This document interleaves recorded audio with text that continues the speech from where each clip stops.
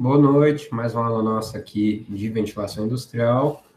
Na aula de hoje, prosseguindo aí com os nossos temas, vamos ver um pouco mais sobre os dutos, sobre a tubulação que a gente coloca no, nas nossas indústrias, né, para conectar cada um dos nossos outros equipamentos que a gente já viu. Beleza, então vejam aí, já estamos no tema 7, a nossa disciplina, dos 9 que a gente vai ver, já está mais para a parte final da nossa disciplina. Depois da gente ver esses 3 temas, tem a terceira prova, depois a gente ainda tem prova colegiada, trabalho, esses negócios, né? Então, cada aula aqui vai ser um tema desses, depois a gente já tem a próxima prova.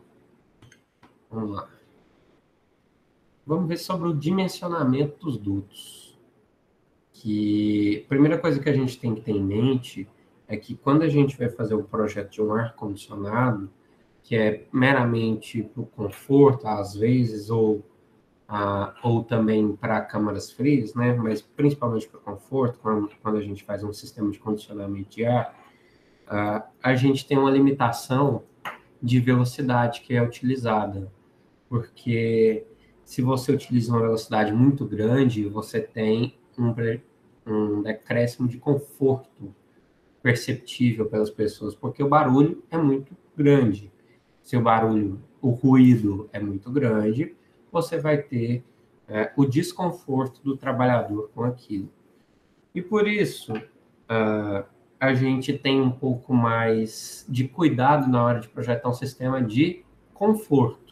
Então, o condicionamento de ar para conforto, a gente tem um pouco mais de cuidado. Mas já um sistema de ventilação industrial pode atingir níveis de ruídos mais elevados, porque a gente tem a presença também de equipamentos de proteção individual, como os abafadores, e isso te ajuda na hora de projetar esse sistema de ventilação com maior velocidade, então mais magnitude. Então quer dizer que o seu sistema de ventilação vai conseguir fazer mais barulho do que se fosse um sistema de condicionamento de ar. E para você medir o nível de ruídos, né? Você utiliza um aparelho, o decibelímetro, né?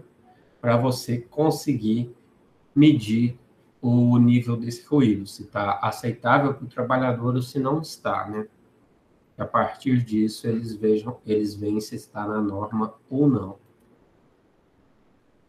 Beleza, como que a gente começa um projeto de tubo? Inicialmente, a gente joga uma velocidade recomendada para cada tipo de contaminante que a gente tem. Então, se você tem uma entrada no tubo ali de fumos, então você vai utilizar uma velocidade de 7 até 10 metros por segundo. Você pode utilizar uma média, ou se você achar que é um caso muito tranquilo, você pode utilizar o mínimo, e assim a gente começa o dimensionamento dos dutos. Então, cada tipo de contaminante, olha aqui, a gente tem gases e vapores, fumos, poeira fina, poeira média, grossa, ou partículas mesmo, cada uma dessas aqui você vai utilizar uma velocidade diferente para a estimativa inicial. E beleza. Com isso, a gente vai utilizar essas velocidades para descobrir vazão. E com a vazão a gente descobre diâmetro e assim por diante, lá com a nossa equação fundamental. Beleza. Então, sempre deve-se ter em mente que as vazões utilizadas na ventilação industrial são bem elevadas, porque a gente tem que capturar o contaminante, e isso pode dar um trabalho, dependendo do tipo de contaminante que você vai precisar, né? Então, quanto maior a partícula, mais vazão, mais velocidade você vai precisar. E a gente utiliza uma vazão muito grande, porque se fosse utilizar uma vazão pequena, a tubulação teria que ser muito maior, com um diâmetro muito maior, porque tem aquela relação de área e vazão também. Então, a gente especifica aquela velocidade lá, escolhe a velocidade estimada, né? A maior que estiver ali. Se você tiver mais de um contaminante, você vai utilizar a que seja maior. E a gente utiliza a equação da continuidade, que é a vazão é a velocidade vezes a área. Se por um acaso a área for redonda, então é πd ao quadrado sobre 4.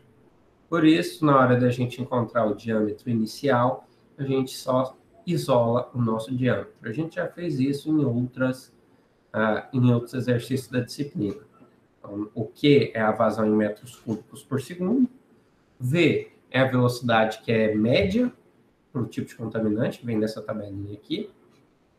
O D é o nosso diâmetro interno que o nosso tubo tem que ter. Então, essa aqui é a nossa estimativa inicial. Com essa estimativa, a gente consegue calcular qual a bitola da nossa chapa. A bitola dela, então, é a espessura da nossa chapa. Então, diâmetros menores do que 20 centímetros, sendo que um contaminante seja não abrasivo, ele seja normal, a gente utiliza uma bitola 24. A bitola 24 é lá do sistema americano de medidas. Então, com a bitola 24, isso significa uma espessura de 0,64 milímetros. Se por um acaso, ao invés de ser esse contaminante não abrasivo, for um contaminante abrasivo de concentração alta, a gente utiliza uma bitola 20. A gente aumentou 2 vezes a espessura. Então, para 20, a gente utiliza uma espessura de 0,95. E assim por diante para todos os outros diâmetros, né? Então, cada diâmetro aqui tem uma bitola diferente. Notem que quanto maior o diâmetro do seu duto, menor aqui vai ser esse número.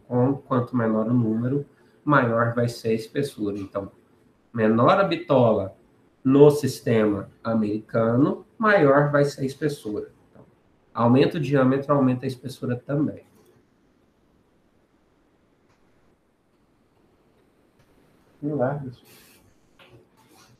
Então, essa figura aqui mostra para a gente algumas recomendações que a gente tem que ter. Para o projeto do sistema de ventilação industrial. Então, por exemplo, quando a gente vai fazer uma curva, o raio dessa curva, se for 90 graus, tem que ser maior ou igual a 2 vezes o diâmetro do nosso duto. Então, esse é o mínimo recomendável. Se a gente for fazer esse entroncamento aqui, ó, esse cone que a gente vai ver no exercício, o diâmetro 1, o diâmetro 2 e essa largura aqui de transição desse cone, a gente utiliza essa fórmula aqui, que essa largura tem que ser maior ou igual a 5 vezes essa diferença dos diâmetros. Então, aqui a gente utiliza também um ângulo máximo aqui dessa entrada de 30 graus e conseguimos calcular aqui as áreas 3 a partir da velocidade 3 e as vazões 1 e 2. Com isso, a gente consegue calcular. E o que é a velocidade 3, que a gente vai utilizar no exercício também? A velocidade 3, que é essa que sai aqui, ó, vai ser a maior das velocidades 1 ou 2. Qual que for maior aqui é a velocidade que você vai considerar em 3. Beleza. As chapas que a gente vai utilizar nos acessórios do nosso sistema de ventilação, ele tem que ser de espessura maior que aquelas que a gente coloca nos dutos. Então, um joelho, um registro, isso aqui também, esse cone, a gente tem que utilizar chapas mais grossas, porque elas tendem a acumular mais contaminantes lá e tem a maior facilidade de corroer, de acontecer a corrosão e, a partir disso, falhar o seu sistema, né? Então, isso aqui é um exemplo de registros de joelhos, de conexões, de acessórios com a corrosão. Como que a gente faz nosso duto de descarga? Aquele que rejeita os contaminantes, né? Então, essa figura aqui vai mostrar para a gente algumas formas de projeto. Tem tudo escrito o que a gente teria que fazer. T é a bitola, milímetro. Então, a gente tem aqui esses valores que a gente utiliza para os tipos de saída. Então, aqui, ó, se esse aqui é o seu ventilador, você pode utilizar com um dreno, uma chapa de dreno, esse outro sistema aqui em curva também, cada um deles aqui você pode utilizar. Então, você tem alguns tipos de dutos de descarga que você pode utilizar. Beleza. Agora eu vou falar sobre porta de inspeção. A porta de inspeção, ela serve simplesmente para a gente limpar e verificar algumas partes do nosso sistema de ventilação. E eu falei para vocês, né, que os contaminantes tendem a ficarem retidos em joelhos, em registros, em válvulas, em locais como esse, pode causar obstrução, ou você pode mudar também a direção do contaminante ali dentro. E com essa acumulação, você vai ter que limpar periodicamente. E para isso a gente coloca uma porta, uma aberturazinha em alguns certos locais próximos a esse para a gente olhar e para a gente conseguir limpar todas as vezes que seja necessário. Então, periodicamente, a gente vai lá, limpa isso, todo o particulato que ficou retido lá para evitar o entupimento ou aumento da perda de carga ali. Então, eu tenho alguns exemplos aqui para vocês de portas de inspeção. Provavelmente, se você vê um sistema de ventilação de grandes indústrias, você vai encontrar isso, você vai encontrar também em sistemas de refrigeração. Temos alguns tipos aqui, ó, que é o tampão removível, que você retira a tampa, tem o de corrediça, que você puxa para o lado, tem o de dobradiça, tem o de braçadeira deslizante, tem o de tampão removível, cada um desses aqui tem uma aplicação, né? Todos servem para a mesma coisa, só que uns são mais fáceis, outros mais difíceis de remover. Depende do tipo de esquema que você precisa ali para limpar, né? Quanto mais limpeza você precisa fazer, mais fácil precisa ser, né? Então a gente tem aqui esse removível, com dobradiça, o especial. Todos esses aqui são interessantes, você vê eles bastante. Agora vamos ver como que a gente balanceia o sistema de dutos, como que a gente consegue fazer com que nosso sistema de dutos esteja funcionando da forma correta, a perda de carga correta, com a vazão correta, né? Quando a gente fala que ele está balanceado, com o sistema de duto está balanceado, quer dizer que a vazão de ar em cada ramal, então cada local que entra, que sai ali, vai ser igual à vazão do seu projeto. Então a gente tem duas abordagens aqui, vamos para a primeira. A primeira delas é o balanceamento com registros. Essa aqui é a mais simples de todas. A gente coloca todos os dutos lá dimensionados com aquela velocidade, a gente só pega aquela primeira fórmula e faz eles, bem tranquilo, essa aqui é a mais simples. E como que a gente vai balancear? A gente obtém através da regulagem dos registros que a gente coloca em locais específicos. Então, cada ramal ali a gente ajusta a vazão para sair mais ou menos, e a partir disso a gente determina ali qual é o melhor. Quais são as vantagens disso aqui? É muito fácil projetar isso, você precisa de uma equação, né? A gente pega a velocidade e joga em uma equação. Tem flexibilidade de modificação, então você abre mais o registro, fecha mais o registro, então fica na sua conta fazer isso. As desvantagens disso aí. As desvantagens é que você tem uma vazão que pode ser alterada pelo trabalhador, então você chega lá, um cara mexe sem querer, ou mexe por querer, querendo zoar, você tem essa desvantagem. O ajuste disso é trabalhoso, então até se achar um ajuste para todos os ramais, vai dar um trabalhinho. Você vai ter a ocorrência da abrasão, da corrosão dos registros, né, com mais frequência. E o entupimento, né? Pode ter mais entupimento, já que você está restringindo ali a vazão, você pode ter mais entupimento. Esse aqui é um exemplo de balanceamento com registro. Então, você controla aqui a abertura ou fechamento do registro, e a partir disso aqui vai abrir ou fechar mais aqui uma borboleta. Espera aí, deixa eu ir ali que o cachorro está querendo comer pela segunda vez, senão ele não vai dar paz, não.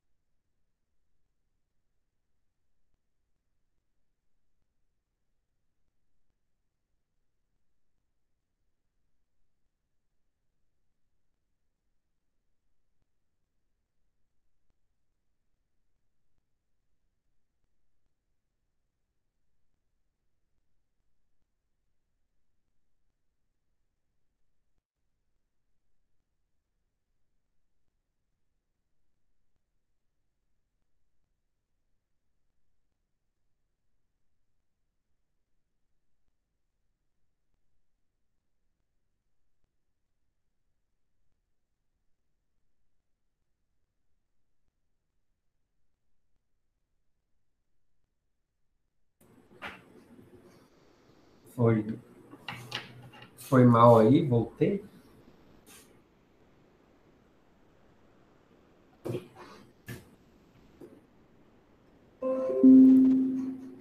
Então, nosso segundo método de balanceamento. Esse aqui é um método para cálculo de balanceamento estático, que a gente vai fazer no exercício.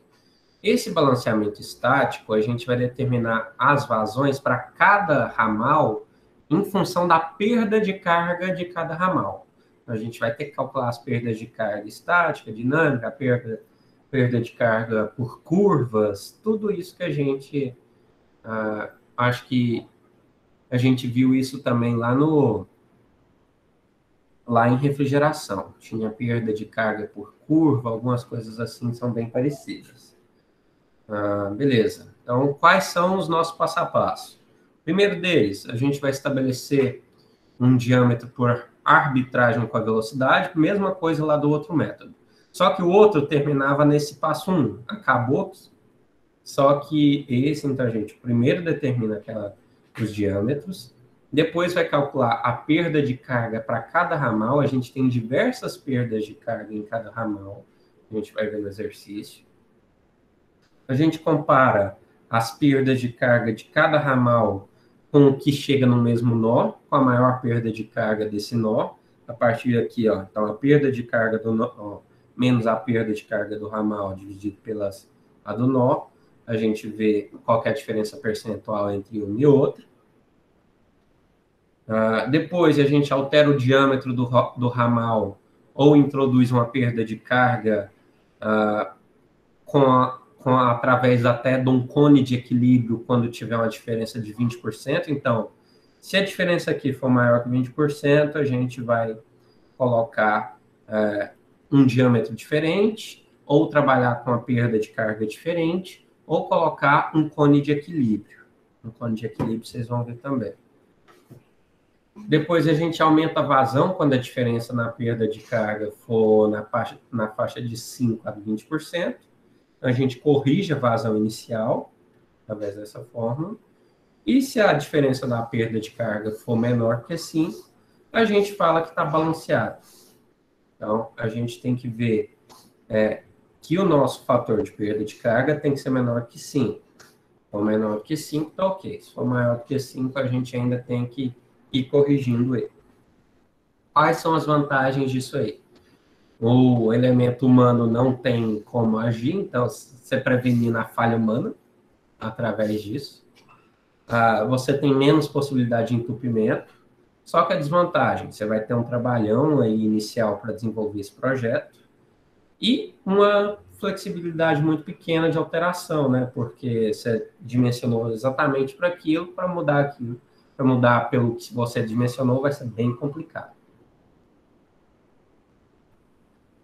Então, vamos aqui no exemplo. Esse exemplo é tão grande que, sinceramente, não dava para fazer na mão, porque era 1h30 aqui fazendo.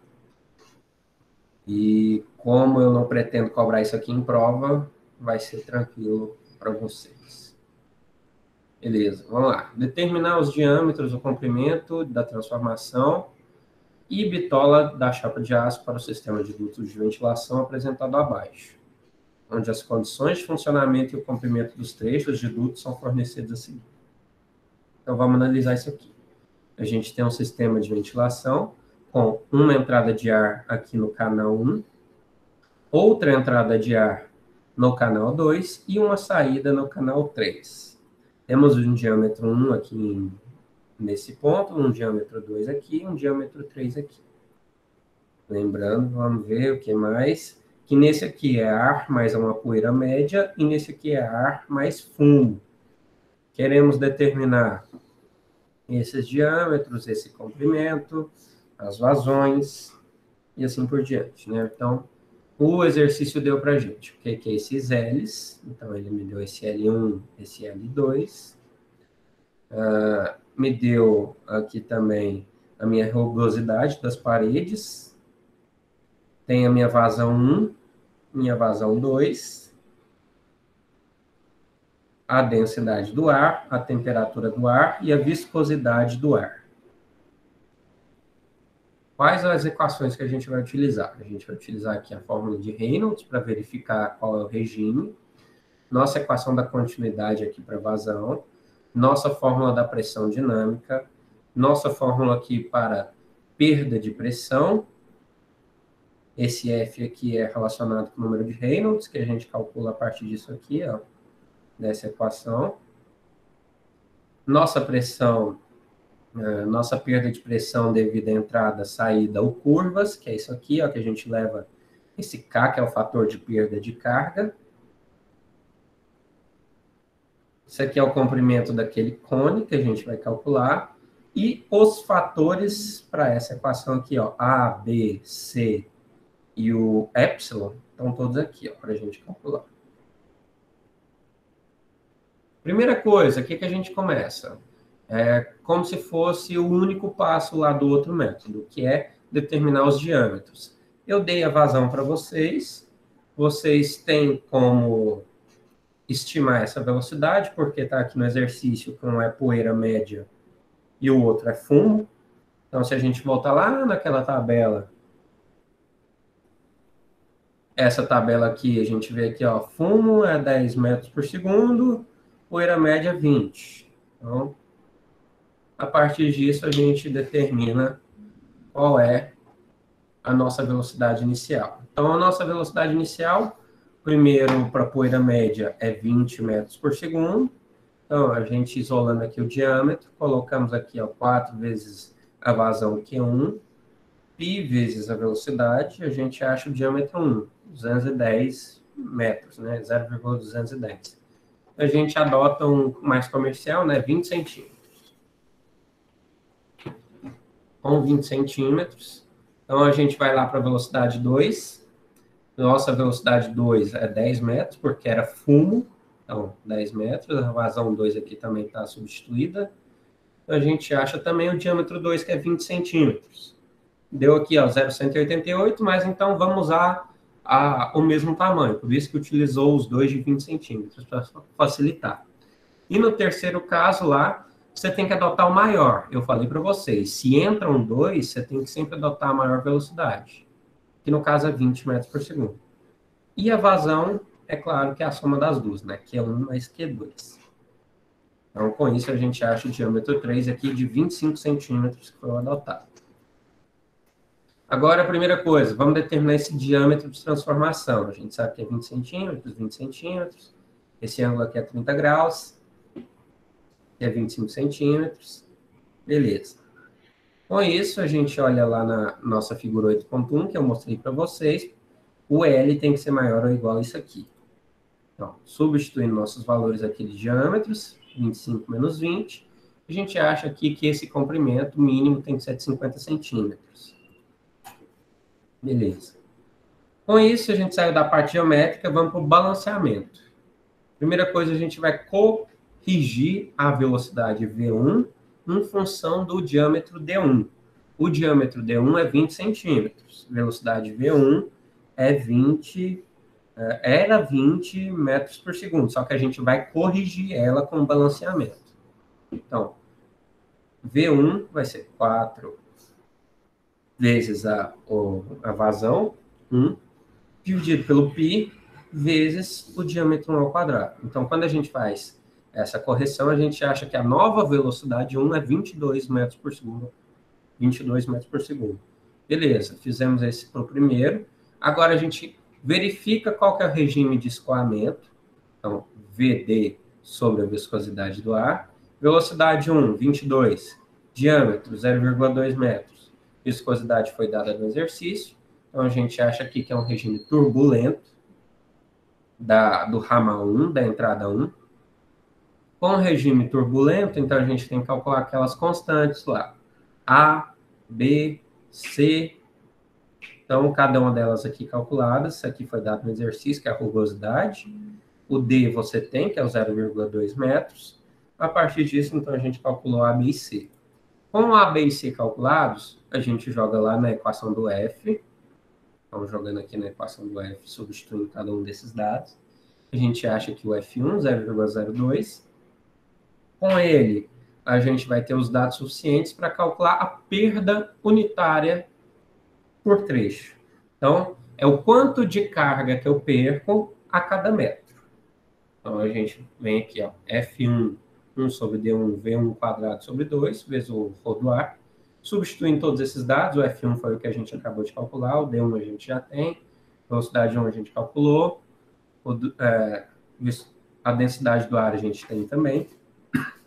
Com isso, a gente vê que perde 29 Pascal a cada metro de tubo. Então, cada metro do duto que você tem, você vai perder essa carga. Então, por isso, a gente vai ter que multiplicar isso para achar a perda durante todo o comprimento. E se o comprimento dele que foi dado lá no exercício, aqui, ó, é de 30 metros, então L1 30 metros, a gente tem que multiplicar isso por 30. Então, 29 Pascal vezes 30, a gente acha que vai perder 870 Pascal nesse comprimento inteiro. A perda de carga na entrada. Então, a gente pega a perda de carga da entrada do duto, né, do captor. Vocês lembram disso? A gente fez toda essa parte também. Como que a gente perdia uma pressão ali na entrada do captor? A forma do captor influenciava nisso.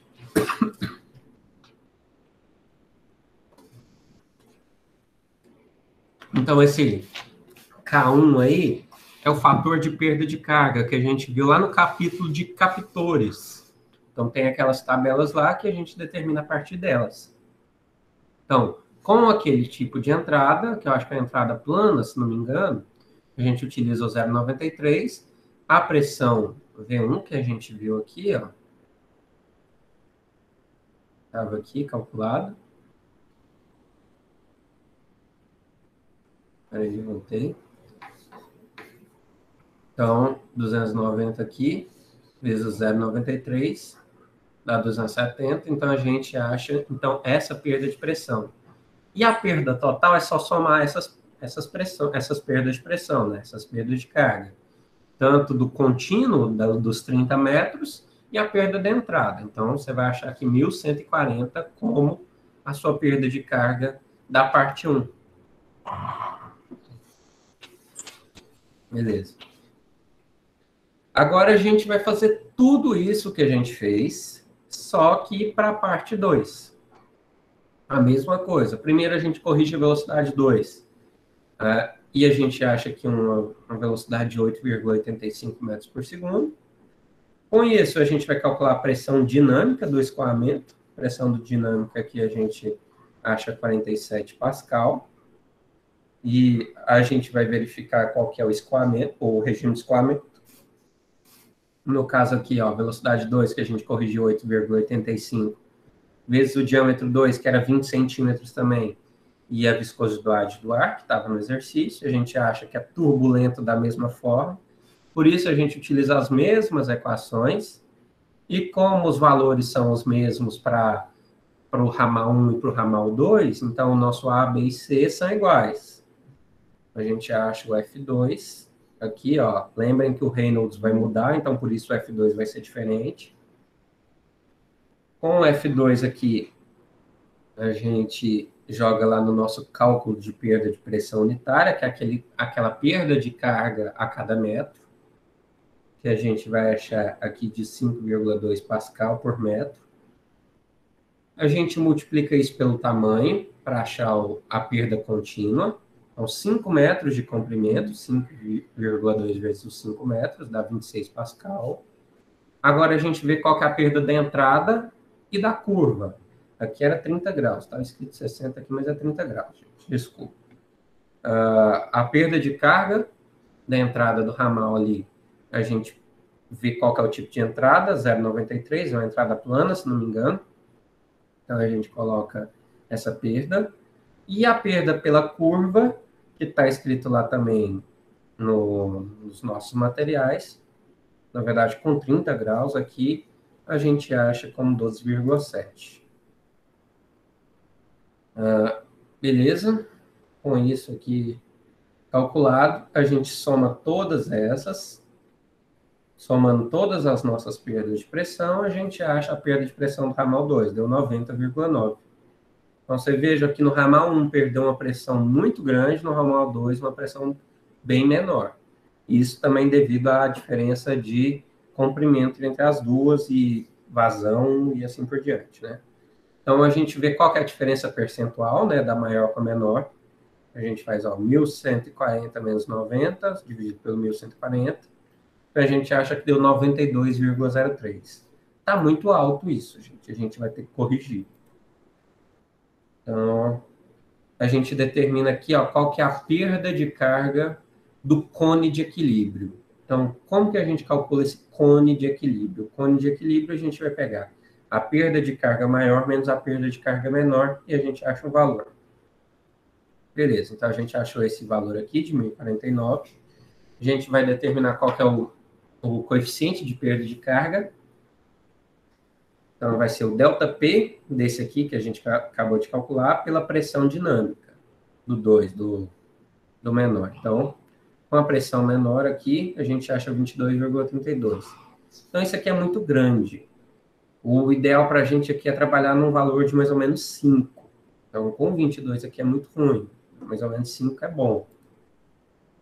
Então, a gente vai ter que fazer alguma modificação. A modificação aqui vai ser proposta para a gente aumentar a perda de carga. Se a gente aumentar a perda de carga em 2, esse 90 aqui vai aumentar. Se ele aumentar, essa diferença aqui vai ser um pouco menor e vai nos ajudar aqui nessa conta. Então, eu quero aumentar a perda de carga em 2. Por isso, eu vou adotar um diâmetro menor. O diâmetro vai passar de 20 centímetros para 15 centímetros. Então, a gente primeiro calcula a velocidade de novo para 15 centímetros. Depois, a gente calcula qual que é a pressão dinâmica, esses 15 centímetros, que a gente tinha calculado aqui, essa velocidade. A gente vai calcular o número de Reynolds, vai ver que está no regime turbulento da mesma forma. Calcula todas aquelas partes lá, A, B, C e o F, né? Com isso, a gente vai calcular aqui qual que é a nossa perda unitária, que é 22,12 pascal por metro. Depois a gente multiplica esses 22,12 pelo tamanho, que é o que? É o 22,12 vezes 5, que dá 110. Pela entrada aqui, modificando com a nossa nova velocidade, deu 138. A curva deu isso e a entrada do ramal deu isso aqui também. Quando a gente soma todas essas, a gente acha 302. Então, a gente saiu de 90 para 302. A diferença percentual aqui deu 73%. Então, a gente calculando aqui o ΔP por cone de equilíbrio, que a gente vai ter que colocar, dá 837. E com 837, a gente calcula aquele valor. Aquele mesmo valor lá, o ΔP sobre a pressão dinâmica. Isso aqui é só a fórmula da pressão dinâmica, gente. Com a nossa nova velocidade, dá 5,64. 5,64 está perto de 5, então tá ok. Você não precisa ficar, assim, esperando, ficar fazendo tantas vezes assim quando for na mão, né? Quando for no computador, dá para fazer bem mais rápido. Aí você acha o valor exato. E com isso, a gente vai utilizar esse valor do coeficiente de perda, aqui que a gente achou, com a relação do diâmetro menor e maior do cone de equilíbrio, que vai ser essa relação aqui, ó. Cone de equilíbrio é um elemento que a gente insere ali para que a gente consiga diminuir essa vazão. Então, a gente sai de um diâmetro 1, coloca um cone de equilíbrio ali, para que você consiga um diâmetro menor e aumentar a perda de carga e fazer isso aqui tudo acontecer. Então, você coloca lá naquela entrada para diminuir o diâmetro. Com isso, como é que você calcula? Você calcula aqui o diâmetro 1 sobre o diâmetro 2 nessa relação de 0,55. Então, com isso, você acha o diâmetro 1, você acha o diâmetro 2 e o ângulo disso aqui para conseguir achar isso tudo. Então, o exercício em si, ele requer a gente estimar algumas coisas e, se tiver errado, retrabalhar, né? Então, mesma coisa que vocês já viram lá também em Refrigeração aqui também vale, né? A gente trabalha com a estimativa inicial, depois dessa estimativa, a gente vai lá e faz o novo, com os nossos novos valores, né? Valor de L, por que que eu dobrei? Onde que eu dobrei esse valor? Por favor.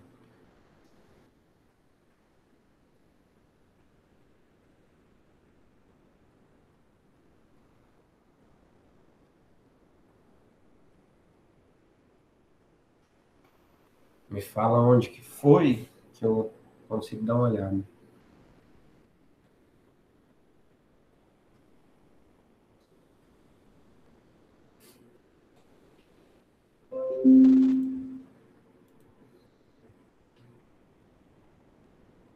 Aqui o L ainda é 5 metros.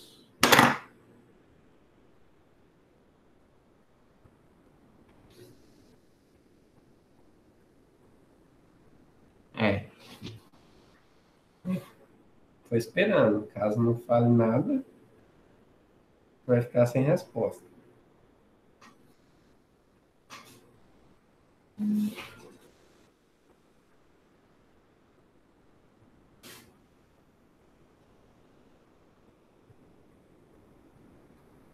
Tá, mas ele poderia escrever, né? Tô esperando, ele não falou nada.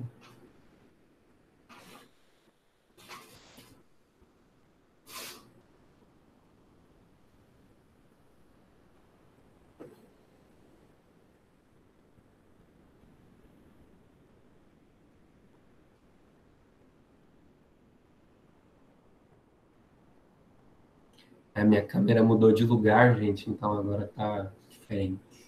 E como eu não quero que vocês vejam minhas roupas sujas pra lá, a câmera ficou pra cá hoje.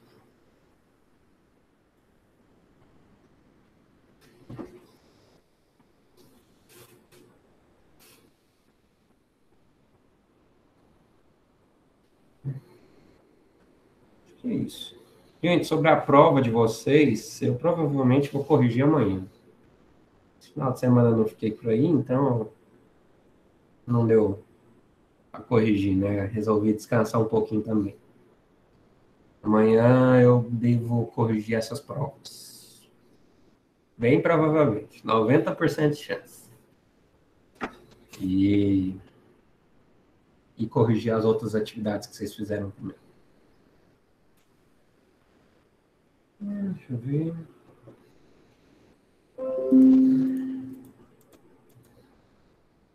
Então, lembrem dos nossos livrinhos. Depois tem atividade para vocês fazerem. Aproveitem que a aula está curta. Todas as nossas aulas agora vão ser bem pequenininhas, né? Porque o nosso conteúdo não é tão grande. É bem pequeno agora, então vai ficar bem tranquilo até o final do semestre. A pior parte eu digo que já foi.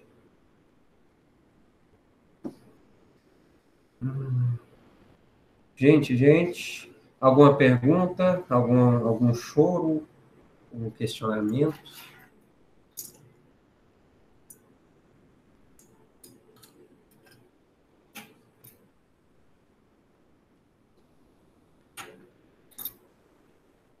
Nadinha. Então tá bom.